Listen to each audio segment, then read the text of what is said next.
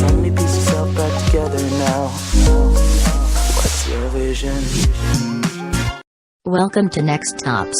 Top 10 of everything. We will post our top 10 viewers' photo to our channel.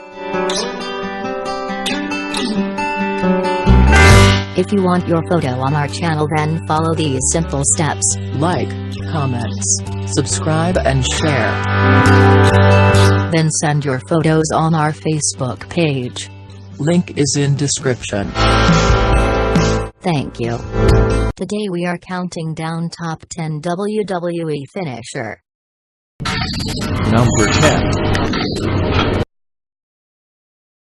Plenty of WWE superstars use some sort of kick as their finishers, and when executed properly, these moves can be pretty harmless. But take a look at some of the WWE's top kick-based finishers, and you'll see that they can often be pretty powerful and or painful. Just a few months back, Kofi Kingston damn near knocked The Miz unconscious with a nasty Trouble in Paradise that was downright scary to watch. Meanwhile, Sheamus regularly destroys his opponents with the ever-so-powerful Brogue Kick. There's also a move like Dolph Ziggler's. On number 9. The Chokeslam has been and continues to be used by so many wrestlers that it's lost a lot of its luster, but it's still one of the most powerful finishers around. While the guy who's taking the Chokeslam does most of the work, consider that the one who's delivering it is often hoisting his opponent several feet off the ground. When a superstar like Big Show or Kane grabs his opponent by the throat, picks him and slams him to the mat, it's not like it's a small bump that you might take when you get body slammed. It's a much bigger bump in which the guy receiving the move gets much height, and as a result. On number 8. There aren't many standard wrestling moves that are less fun to take than a powerbomb, in which you're essentially putting your life in the hands of your opponent. We've seen a boatload of different powerbomb variations throughout the years, most recently by The Shield, which has used a triple, or rated, powerbomb to put away several of the WWE's biggest names since its debut last November. The Shield's triple powerbomb has been one of the things that's gotten the group over, mainly because many of those powerbombs have sent their targets through tables. Still, the regular. Please subscribe our channel and don't miss a single video. On number 7. And for no reason. While they don't call Mark him, while he may not really be the strongest man in the worst man in all of professional wrestling. Don't giant superstars with his world's strongest slam. We saw Henry pick up the 400-plus pound great to the canvas, a feat we've seen him do in the PICS' biggest behemoths, including Kali, Fisher, and it's just as impressive now as it was.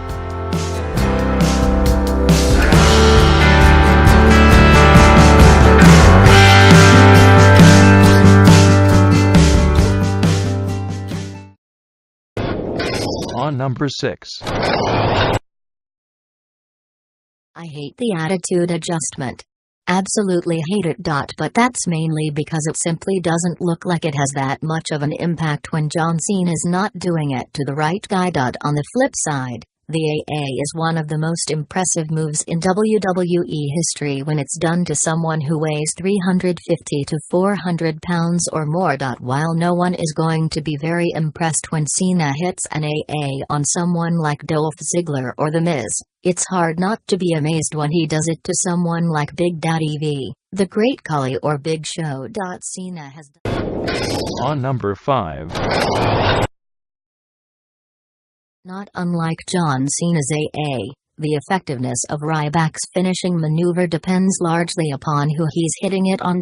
When Ryback has hit the shell shocked on someone like CM Punk, it hasn't been much to write home about. On the other hand, anytime Ryback has shell shocked two guys at once or shell shocked a 350-pound beast like Tensai, it's been quite the sight to see. While Ryback's finisher itself doesn't look all that devastating, he does have to hold his opponent in a very awkward position before he hits it, and he uses pure power when he does so. Please like and share this video. Thanks. On number 4. Well, here's a challenge to anyone who thinks it's fake rather than scripted. Watch the Big Show hit someone with a knockout punch, and then tell me how you feel. For years up until Big Show started using the KO punch, I always wondered why hardly anyone ever really used a punch as a finisher. Then, I thought about how hard it would be to make it look real without killing the guy who takes it. Now, I have no idea just how light, or not so light, Big Show is with his KO punch, but you can see and, more importantly, hear that he's laying a pretty good licking on his opponent. On number 3.